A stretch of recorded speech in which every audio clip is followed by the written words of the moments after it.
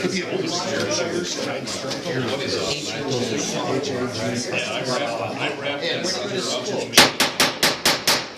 Call the Village of Johnsburg, November 4th, 2025, a regular meeting of the President Board of Trustees to order at 7 p.m. Trustee Lutzker, Trustee Falk, Trustee Van Allen, Trustee Sylvanius, Trustee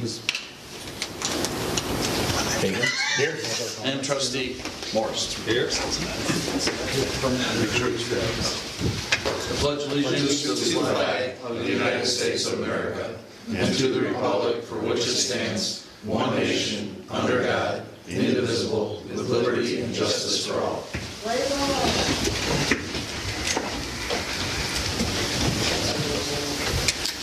From the floor? No? I just wanted to know if we're getting a grocery store, that's all I wanted to know. Hopefully so.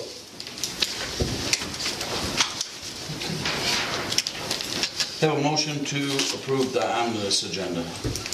So move. I'll second. Motion by Trustee Van Allen, seconded by Trustee Paul. Discussion on the motion. Anybody want anything polled? Maybe just the iTouch. I just have a couple questions on that. The biometric. Anything else?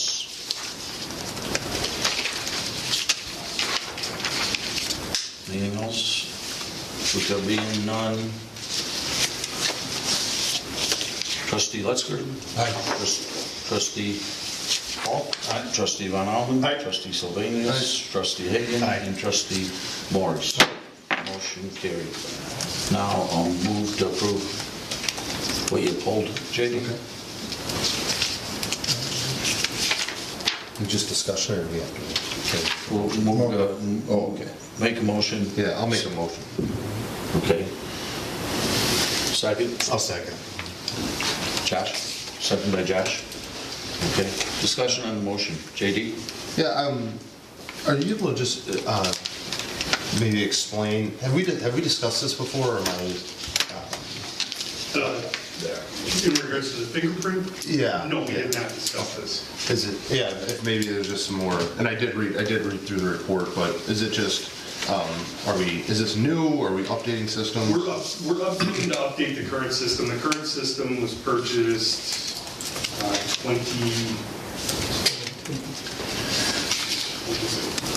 drawing a blank now. 2017 is what. 2017, is that what I told you yesterday? Yeah. Thank you. It was purchased in 2017.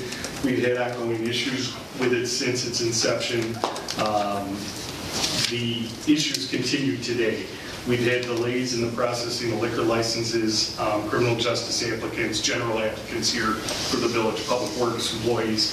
Anybody having access to our side of the building is required to go through this background check that includes the 10 fingerprint collection and transmission to the State Police Bureau of Identification. We've been having several issues with it throughout the years. The consumable portions of it, which are the for lack of a better term, I'm going to call them screen protectors for where we collect the prints, the glass. There's like a gel pad that goes on there. We had to go in, and I think Chief, you can probably acknowledge we had to go into a service agreement just to be able to purchase replacement silicone pads. So back in 23,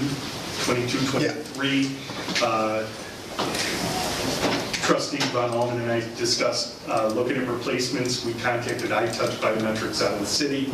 It seemed to be a little bit more of an accessible company. We didn't move any further on the project at the time because we had several other things that we were working on with body cameras, things like that. But we returned back to speak with representatives from iTouch. And it seems that there's several departments out in the area that are using their product versus the live scan machine, which belongs now to HID Global, which is a very large corporation. Excuse me. They don't have a lot of, let's just say it's not a very customer-friendly environment when you deal with them because they are a large corporation. They oversee several different security type products. So we kind of run into this where we call a call center, and then it's trying to get anybody to actually give us the support we want. And then there's also the cost associated with that. And it just kind of leaves us in a lurch. It seems like we're never able to solve some of the problems we'd like. I have discussed with Administrator Sofiakis, maybe expanding our services through this machine to be able to provide other services to community members that are seeking fingerprint collection for employment purposes, things like that. We may be able to do that with this machine because this device appears to have different processing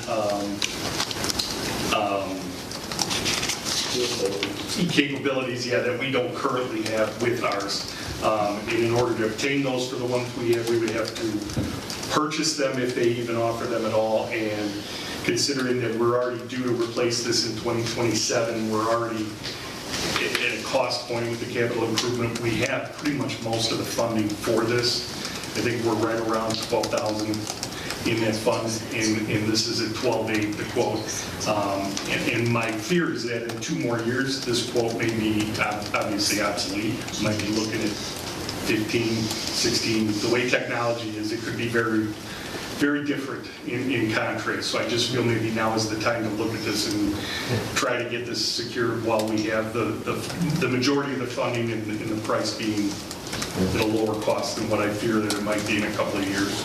Yeah, that was my next question, was it, we have it in the budget, so you answered that. Are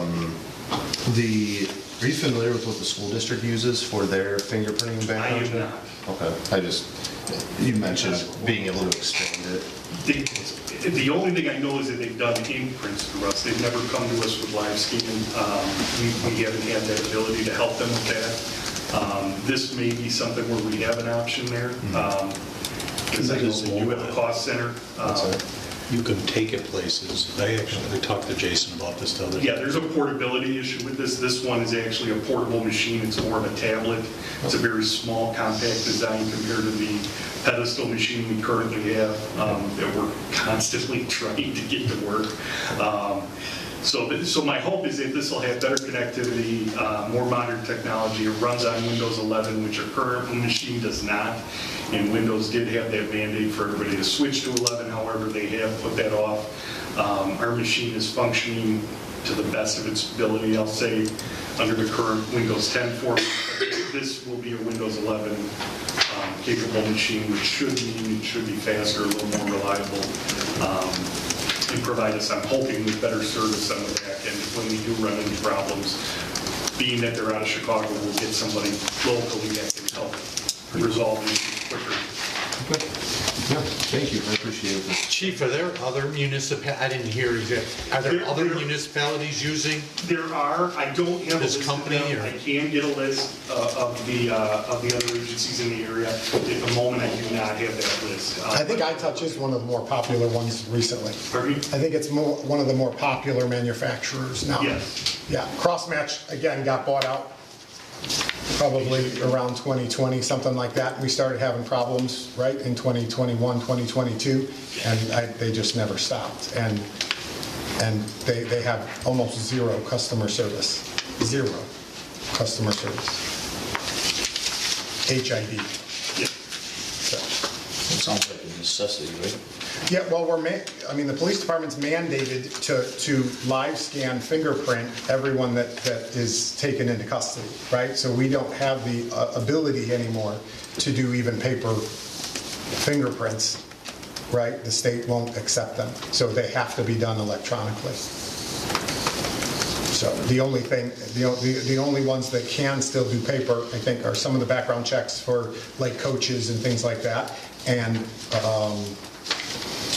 the Department of Professional Regulation, I think, still accepts paper for like nurses and teachers, things like that. There's still some, but no criminal justice agency can use paper anymore. So it has to be electronic. Thank you. Anybody else with any concerns? With there being on the roll, Trustee Letzker. Aye. Trustee Falk. Aye. Trustee Van Allen. Aye. Trustee Sylvanus. Aye. Trustee Hagan. Aye. And Trustee Morris. Motion carried.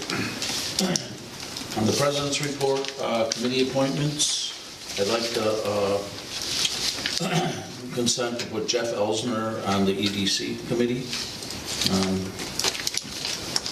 Any discussion on that, or?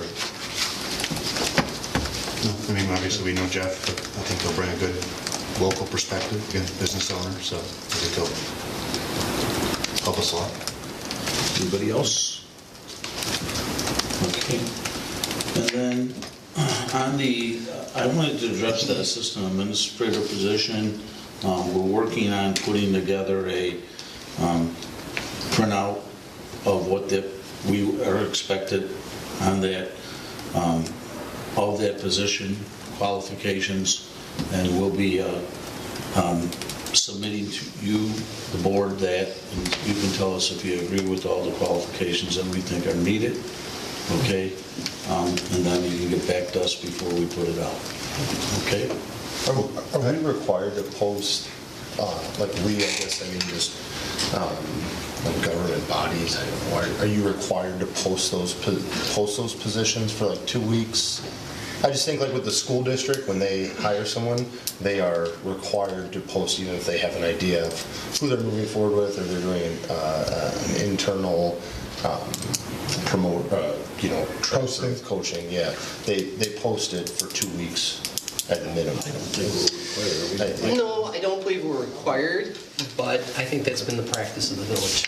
Okay. Not that there's a minimum interval of time, it's just that I think the village has made it known that they're searching for position, but I'm not aware of any requirement imposed on the village.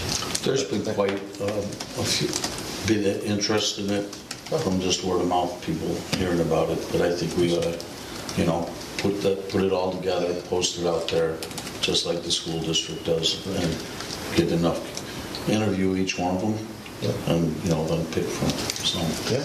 Are we changing any of the requirements that we already have in our ordinance for that position? Yeah. More shifting around with the other changes that are taking place with regards to the accounting operations and with the administrator's current role, shifting some of those out so that there's a balance between those. So I'd expect you're going to see some changes between the administrator position, the assistant administrator position, and identifying a finance director position, even though it's not a position that would be filled by an employee, but would be served by one of the individuals from Waterback, operating in a part-time capacity in that role. So you'll see some of that stuff shifting out of other roles. Okay. So then are we going to have to update the ordinance prior?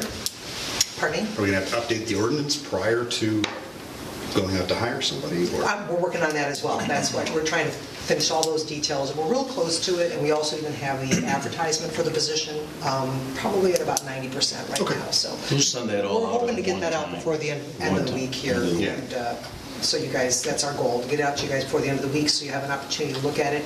Maybe even get us some initial feedback so that if there's some minor things that maybe need to be adjusted, we can make those changes and present something with all of your input for the next board meeting. I have a question on that process. It might be a dumb question, but for that position, do we narrow it down to some candidates and then have any input on us, or do you guys, I don't know who hires the actual final position. I was just curious. Well, it has to be, we'll pick one, recommend one. We might have maybe 2 on the list. Okay. And see if that, the advice and consent of the board. Got it. To approve that position. Just curious We'll on give the you that process. information after interviews. That will go out to everybody. Great. I was just curious on the process, and then with the committee appointments, I know I had a resident sit in on my last meeting who filled out an application. I believe she had 2 different committees on there, and then with Mr. Elsner filling the EDC department, will she be looked at possibly for the vacancy in my committee? Yes. Okay. Yeah. Just want to make sure. Definitely. We try to go more. Yeah, I And we just do wanted to put ask. community, village residents ahead of anybody else. Got it. Scotty? Do we have a projected timeline that we want this position filled by? I would like it filled within 3 to 4 months. So Early part of 26, then we're saying. Okay. it may be longer, it may be sooner. See what kind of feedback we get and how fast we can interview them, and see what the qualifications are. Okay. then we have to post a salary range? Yes, you are required, right? I think so my questions are, I think they're answered, right? So we are going to do an external posting for that position? Yes. And then so we are looking at amending the ordinance to include additional or less responsibilities for that position. So we'll amend that in Chapter 3, right? Probably more, not less. Yeah, but we'll amend it. Those were my two questions for that. Thank you.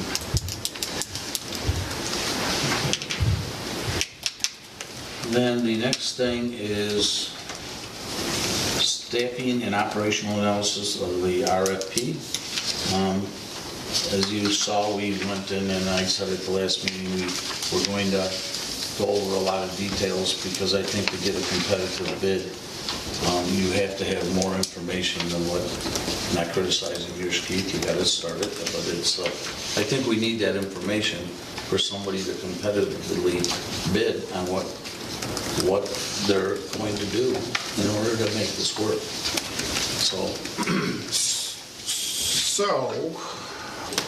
So my only thought, and again, I would agree that this appears to my eyes, okay, and that it appears to be more comprehensive, right, than the one that was approved at the last meeting.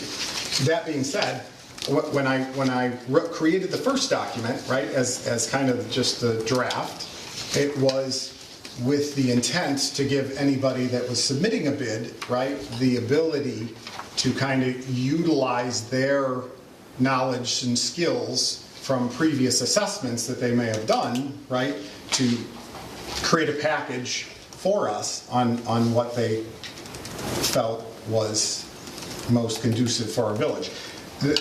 The only criticism that I'll have in regards to this document, this updated document, was I feel that it is comprehensive, but I also feel that it almost dictates to them or takes away their artistic ability, so to speak, in creating the analysis for us, right? The staff and operational analysis. Because we're kind of drilling down, looking for information that maybe they wouldn't feel is relevant.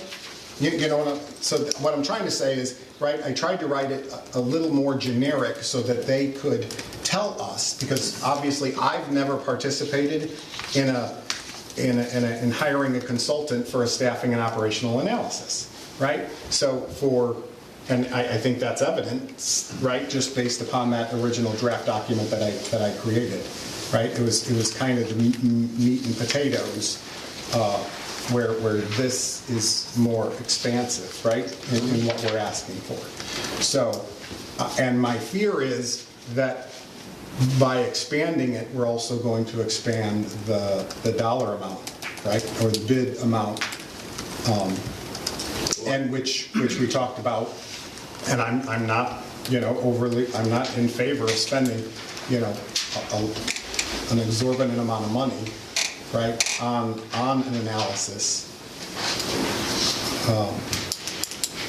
I mean, I just felt like there were a lot of details in this, which again, I'm not saying are bad, but my fear is we're going to get bids, for $100,000, and I'm not comfortable spending $100,000. I don't think I would be comfortable spending $100,000 either. Right, I mean. But I do think you need that background information to get bids that are competitive. Because how do you compare what they're bidding at? Now, Mike, you've been involved in this stuff before, correct? Not to this level, but yeah. Okay. And I've been involved, not in creating that, but been involved where they come in and assess it. Again, I think, Ed, your point though, I would say though that if you're, shopping for a car, and you go to 3 different places, it's the same model, but they vary in prices so much because this one's got all these little things and this one doesn't, and maybe you don't care about those. So to your point, you're saying that, you may have someone come up with something we didn't think of or use their expertise to make us realize that. And then what Ed's saying though is these may be more evenly matched to make a better assessment. Because it's, this one's quoting the same exact model. My analogy is maybe off, but you're getting the same exact model from whoever bids on this, where this one could be, this guy's gonna do all this for you, this guy's just doing this guy's doing this, so I see both points. I think it comes to where you would get a more comparable bid on what you're really looking for based on the sizes of all our departments, from somebody coming in and doing an analysis and not knowing anything about it. In other words, I think you need all that information to even get bids that are valuable or comparative. Now, they would, they're obviously, we're not going to put this out and they're just going to submit a number to us, correct? They're going to have to contact us and get some more details and again, utilize information directly from us to create the bids, right? But will they all ask the same question? If you're going to compare bids, you want them all bidding the same thing, correct? All looking at your same size of your departments, what they're doing. I think just to get competitive, comparable bids, you need that information. Otherwise, I see what Keith's saying with, use their own expertise, but I would expect they would do that also with that, They would still say what they're selling and know what we're expecting a little bit. So the 2 people or 3 people or 4 people that bid against each other, and I don't know how many people or firms do this. I'm sure with the internet you could put it out there and have hundreds, But I think it's necessary to have that information in order for somebody to bid against another person. If they don't know what they're bidding without knowing what we're expecting. And I would like their expertise too to tell us what you're saying. That's my thoughts on it. I don't know how you can do it without that. Wouldn't that be part of the initial process, as they come in and do an evaluation of everything, and then they're kind of determining it from there? I've never been through one, so I don't know, Mike or Mr. Hederman, I don't know if that's initially how these bids go, is they come in, they evaluate everything, and they give you their bid. Won't they determine a lot of those things themselves? Well, even if they would come in and ask questions, they're going to hear exactly the same thing every time. This way, you're putting it out there, exactly what you're expecting from those people. And, they're probably still going to have questions, right? Sure. I've never been where I made one up. I've been where I've been analyzed twice.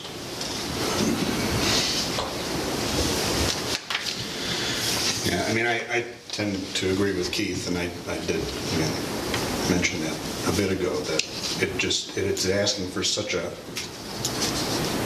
high level of detail that it all relates back to ours. So by putting all of these additional requirements, well, again, it could be useful information. It may end up being too much information that we can really use as actionable. Is there a way that you could perhaps give us some input on some of the detail that you don't think is necessary, that's not being sought? Because the initial draft really didn't give an indication, Is there a way that some of the helpful information, like the background, foundational information that's included, I think that's helpful because everybody is seeing the same thing, they're hearing the same thing. Mm-hmm. Is there some of this that maybe you guys could give us feedback to say, I don't think this is necessary, this isn't what we were seeking? Sure. Yeah. And maybe we can kind of get a blend of the documents and reach the same point. Right. Yeah. Our concern is that if you start getting phone calls, first off, it's an additional burden on staff. Sure. We're getting all these calls, answer this question for me, or emails and stuff like that. And then if they call and Vinny's available, they talk to Vinny, what do they hear from Vinny? Obviously, we try to be as consistent as we can, but depending on who they talk to, what's the response they're getting? And so we're trying to avoid having inconsistencies in the information that everyone's bidding on. But maybe it's overstated, so. Jamie, have you ever been involved in this with your company? Yes. mean, Problem you're gonna have is when we were looking for one, we had about 20 people that came to us and they asked the same questions. So let's just say there's 100 companies out there, they're gonna be calling in and asking the same questions. It's a good overview, maybe too much, but maybe not. It depends on how much time we want, you guys as the staff have. You're already overworked. So is this good? Yes. It might be too much information, but having too little information is bad because there's more questions. more questions than answers. It's a catch-22. Then the next thing is, okay, so we decide that we're gonna do this, and then the next thing you know, they're coming in, they're asking the same things with every single person. And then they take all that, they put it on a piece of paper and they regurgitate what Keith said, what Mike said, what Claudette said. It's the same stuff. I personally, and this is just my opinion, I didn't think it was worth it for my business. I'm not saying this business, I'm saying my business, because we knew what we had to do, we just had to get it done. But, you know, I think giving this information is good. I don't think it's a bad thing. Maybe the other one was a little vague, but, you know, it's like this. How much time you want to spend as the staff?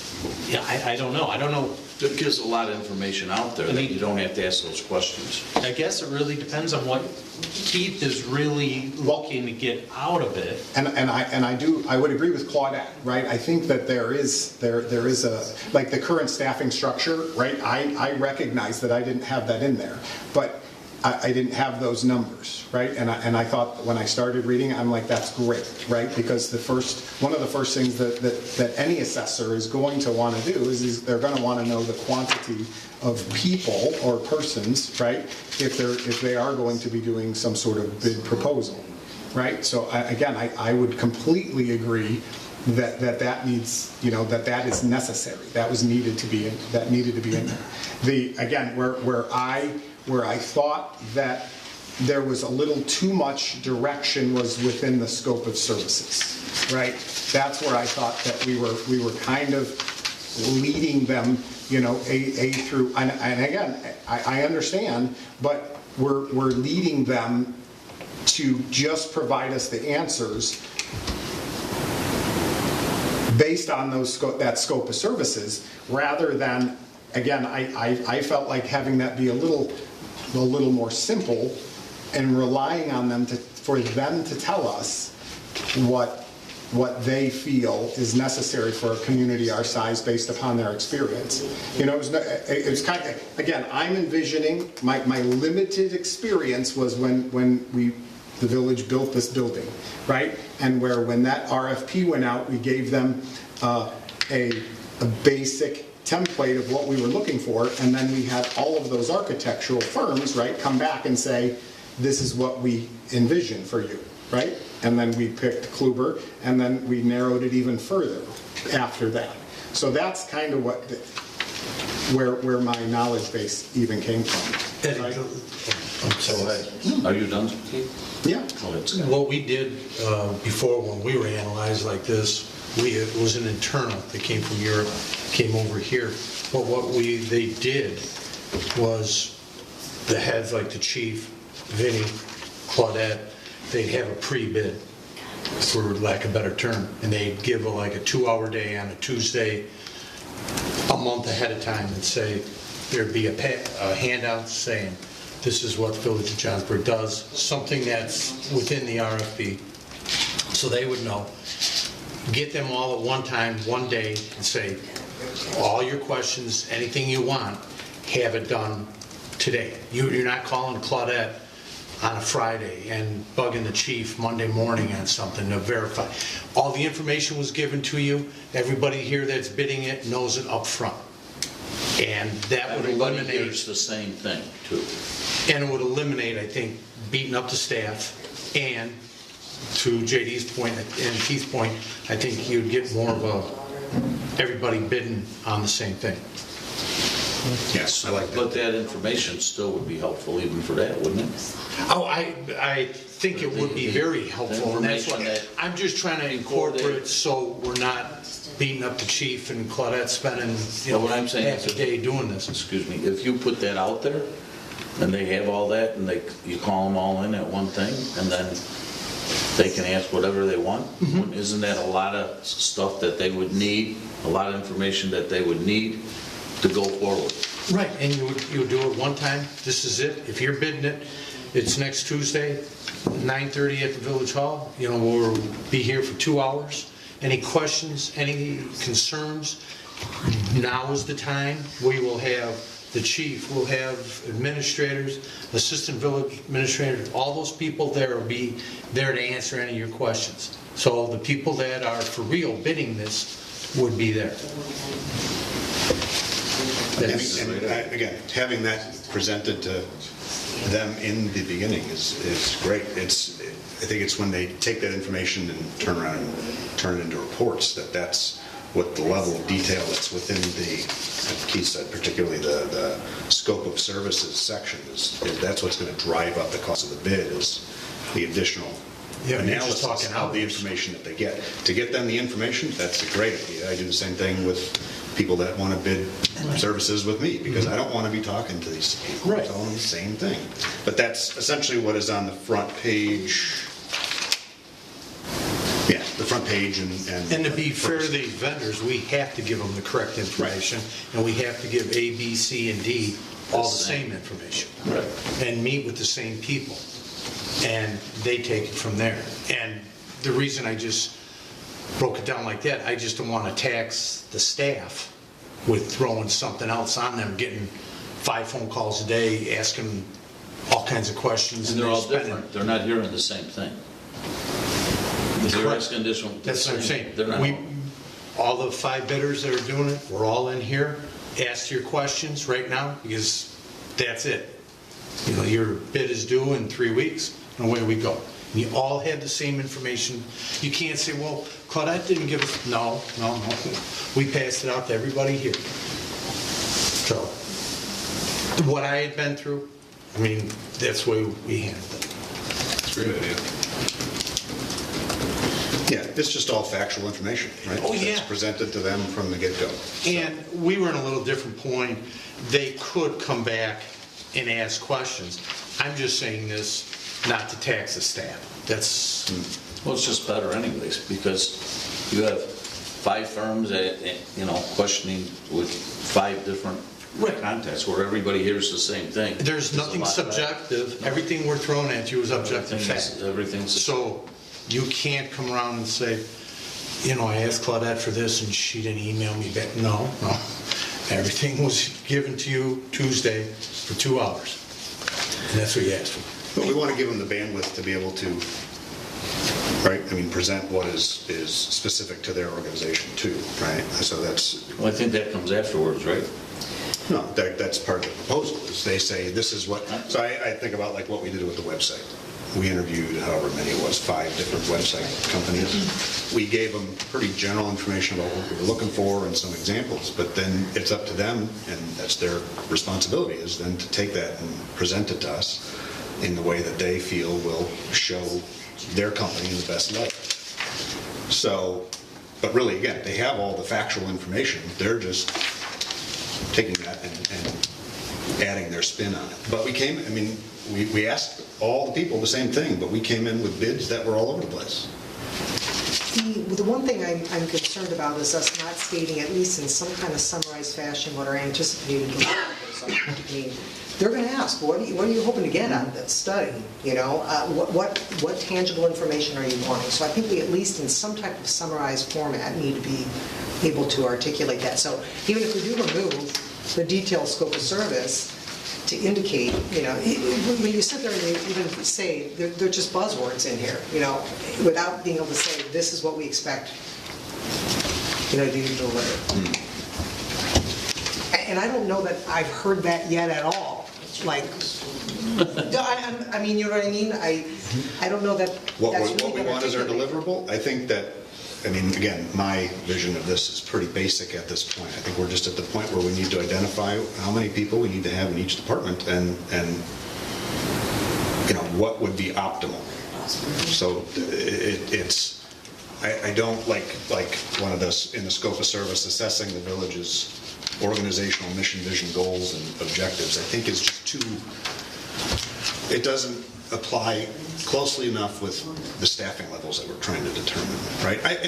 I'm not saying that's unimportant, but I feel like that's more of a strategic planning meeting goal than it is for a staff analysis. Yeah, you're talking too many hours by doing all Right. that. Maybe it's We're gonna blow that poorly number up. worded. I think the intent here was really to review the villages, not saying we're looking for them to change it or anything, but when you're trying to come up with, take into consideration job descriptions, the needs of each department, the number of people, taking a look at what the village's mission, vision, and goals and objectives are, because that does play a role in how you staff your departments. So maybe this is not written well. Maybe the interpretation was that we're asking them to assess it and tell us whether our goals are wrong. No, I guess we were just trying to say, hey, these are some of the tools maybe we'd like you to look at when doing that. Again, I think my vision is more what our deliverable is just cold hard facts to say, okay, you have this many residents, you have this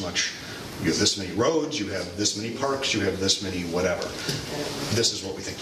Okay. Right? I mean, again, it's not like we're presenting this to a group that doesn't do this regularly, I assume. So but again, that's why we get multiple proposals, so we can cross check. But we just need again that cold hard data to make decisions, because it's changed a lot in the last number of years as we've grown, and we're not sure that we are where we're supposed to be, right? So I think we know we're not. Yeah, no, I know. But I don't think at this point, I don't think it would be helpful to us to be more detailed than just that, right? Which will obviously keep the cost down too. But it really, I think, should be relatively simple, because it's just looking at these factors, Johnsburg versus wherever else they've worked. Say, again, number of residents, roads, parks, what your public works does versus what you subcontract out. And there's a number. And that's all, that literally would be the report, is just like, this is what we recommend for your public works department, this is what we recommend for police, and based on our previous findings. So what do you guys recommend here? In terms of... Just one thing. I think Claudette's right. I think in the project overview, there needs to be a statement of purpose, right? Like, what is the purpose? The purpose is to create a blueprint for resource allocation and management for the next X number of years, right? I mean, that was what at least that's what my idea was, right? We're going into strategic planning, and I felt like this would be an excellent tool to use while all those stakeholders are in the room on any expansion, to justify any expansion of our resources, right? Whatever they might be. And I think Claudette I think she's right, that statement needs to be in there, that is at least that's my intent. That was the real purpose of this. Are we really looking to assess individuals here? Or are we looking to assess just the goals? Staffing and operations, right? Like they'll today and... Wouldn't they tell us that? Right, like what they tell you, like, okay, you guys as a village do this, excellent, but you're lacking this, we recommend this particular position that you don't have would be beneficial to you. Wouldn't that come from stuff like this? That would be, resource allocation. Yeah, Yep. Okay. I don't think individual employees, but like your departments. That's what I'm saying. It's like we're not asking them to sit down with interview. But why did I create this? Again, going back to Claudette's point, why? Right? It doesn't say why. It says this is what we want, but why? Yeah. So I didn't answer that question. What would you guys like me to do? Would you like me to modify what I've got here? Removing all that detail of the scope of services, identify what the expected simplified deliverables are, I think and submit it back out to you guys, and you guys can let me know if I'm hitting the mark a little bit better, or... Yeah, I think adding the statement under project overview, right, the purpose of this, and the scope of services would be the only other thing I would say. I think it should be more watered down. Okay. That's mine. Scotty, you're shaking your head there, yeah? No, what I saw before, whoever bid on this, whatever, it was gonna be, there's a lot of hours involved in how detailed we got it. And I think we have to open that up a little bit to, not generic, but just more of a all-encompassing type thing, not get down to the brass tacks here, right? At this level. And a bid meeting, right? Is that what you call it? Like Yeah, a- what his idea like a- was. Oh, that's just me, That would be the but I thing. think you're saving staff, bugging all these people, and like I said, there's nothing subjective, it's all objective facts. Here's what we have, police department does this, Vinnie has to have this, and it's all shown, every bidder has those facts, and they're facts, it's not, well, we think or we hope. Right, you're prepared to answer those questions, everybody hears exactly the same And thing. they have that pre-bid, and if there's questions for Vinnie, Chief, Claudia, that's the time to do it. I think that makes a lot of sense. It worked what we did because it eliminated, oh, he said this, but, no, you got rid of all that. We do that on engineering projects too, major road projects, a You pre-bid know, meeting. when we're bidding, there's always a pre-bid meeting, and that's for these contractors to come in and say, oh, do we have to do all the tree removal, or is that gonna be the village? And no, they're too big of trees, you're gonna have to sub that out. So then they know, it's not coming back at the day of the bid and saying, well, we didn't put any trees. No, you know it up front, and then there's no finger pointing either. You get more serious people too. Okay, so where we're at is Claudette's going to take the information, revise this a little bit, send it out, and see what we Get more feedback get from more feedback. Okay, the trustees, see. then we'll go from there. Perfect. Sounds good. Thank you. Thank you. Okay. Move to approve 2025 tax levy resolution. So let's get it. I printed these because I know you got this pretty late today, so I'm sorry about that. Pass them down there. This is the time of year I got mine. that goes, Scotty? Thank you. you have enough? Yeah, we got one. Scotty, you want? I'm set. Oh, we got one. So this is the time of the year, as you recall, we need to estimate our tax levy. This is not taking action on our levy, but it just estimates the total of what we could, if we determine that we want to go after all new growth and the CPI adjustment, what we could potentially experience in an increase in the levy. So this also sets forth, whether or not we end up having to publish in the paper, anything over 5%, we need to publish black border in the paper.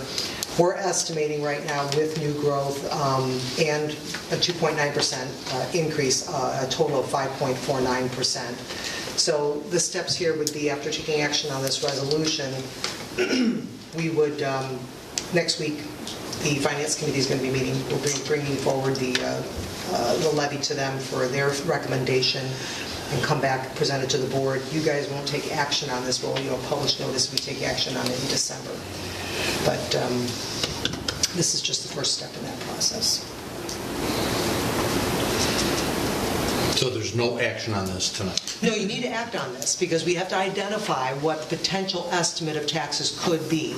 You will take actual action on what you intend to levy in December when we bring it forward, after the Finance Committee makes the recommendation. So we take it, then this gets posted from there? This is Or a has resolution just identifying and estimating what could be.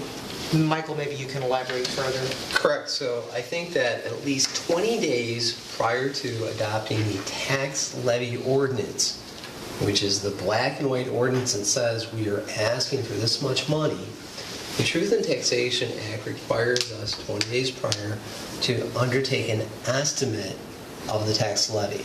So tonight, what you're being asked to do is to adopt this resolution to fulfill that statutory requirement that this is our tax levy estimate. It's not binding. It's not committing the board to say this is what we're going to do. It's just one preliminary step to that tax levy ordinance, which What are we shooting for in December for that? December, yeah. And in no case later than the last Tuesday in December. And unlike some of my other municipal clients, you don't have to wait until that afternoon to pass such tax levy to make it exciting.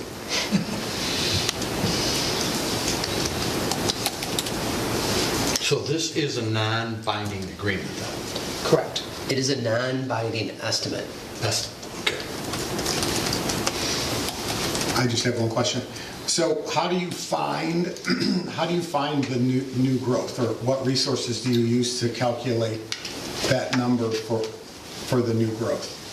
We base it upon permitting. Build or permits?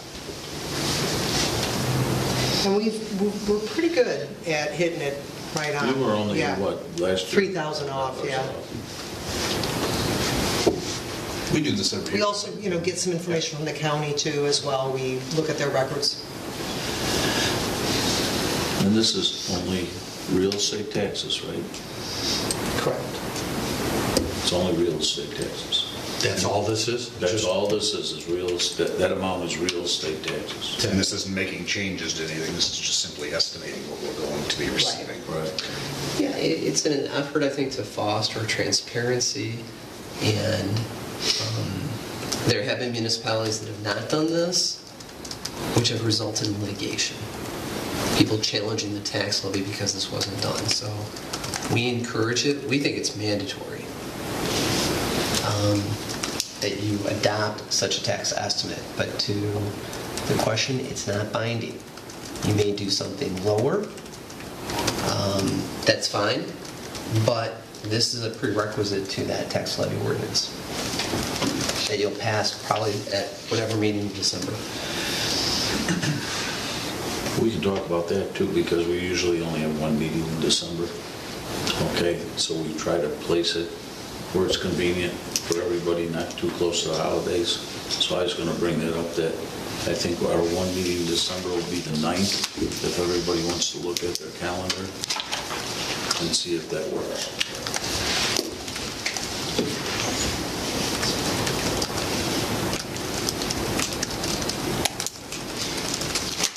And then one question, Michael. So I understand. So under the Truth in Taxation Act, we have to pass a tax levy annually.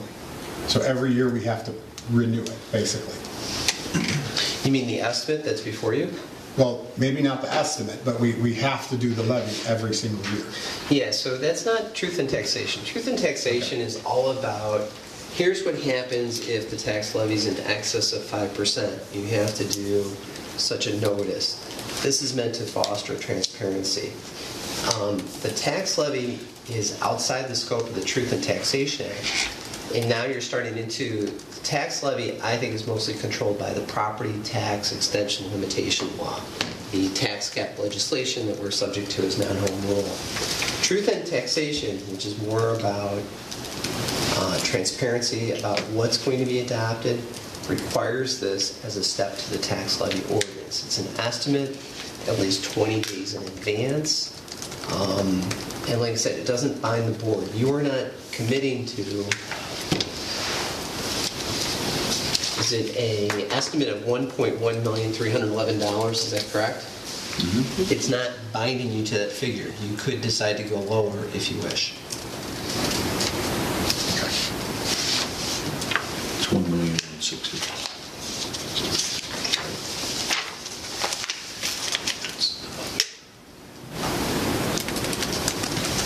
Yep, you're absolutely right.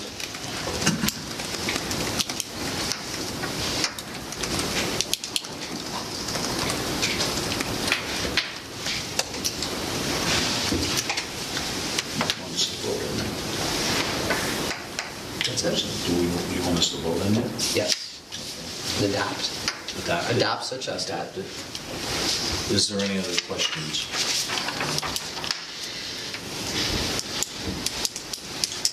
On the roll, trustee Moore? We need to mention the second. Okay, we did have one, didn't we?